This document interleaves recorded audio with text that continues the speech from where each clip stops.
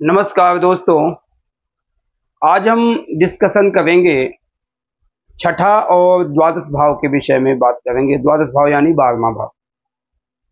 यदि छठे भाव का स्वामी जाकर के द्वादश भाव में जाता है तो वह एक विपरीत राजयोग बन जाता है। विपरीत राजयोग बहुत फायदेमंद होता है, नुकसान कम होता है, फायदा ज्यादा होता है। उसमें भी यदि छठे का स्वामी द्वादश में गया और यदि हमारा लग्नेश बलवान है तो वह और सॉलिड हो जाएगा, विपरीत राजयोग और फायदेमंद करने लग जाएगा। ऐसे व्यक्ति के जीवन में शत्रुओं पर विजय प्राप्त करने के लिए हम छठा भाव देखते हैं, और छठा भाव का संबंध यदि द्वादश से हो जाता है और उसमें लग्नेश यदि हमारा बलवान हो जावे तो बहुत बेस्ट रहेगा। तो इसके हमें क्या फायदे होंगे?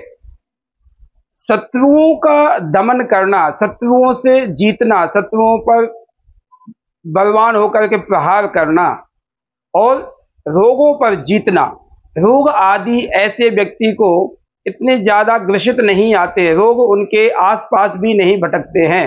ऐसा व्यक्ति बलवान होता है, ऐसा व्यक्ति रोग रहित होता है।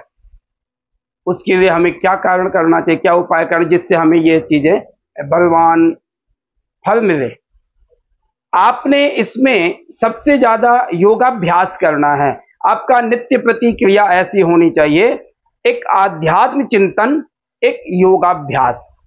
दो चीजें यदि आपके जीवन शैली में हैं तो आपको कोई रोक नहीं सकता है, और आपके शत्रु भी आपके सामने नहीं टिकेंगे, दूसरा आपके रोग भी आपके सामने नहीं टिकेंगे।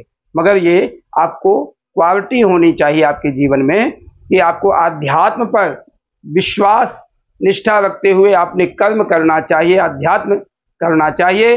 अध्यात्म पर जितना ज्यादा आप जोर दोगे उतना आपको बेनिफिट मिलेगा।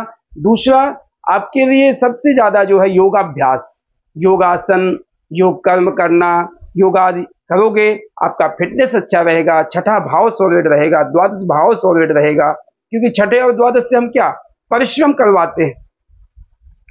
यदि आप रोग रहित रहना चाहते हैं तो योगाभ्यास करेंगे, परिश्रम करोगे तो आपका जीवन सुखी में रहेगा।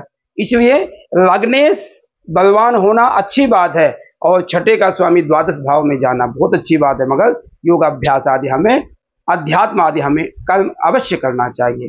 धन्यवाद।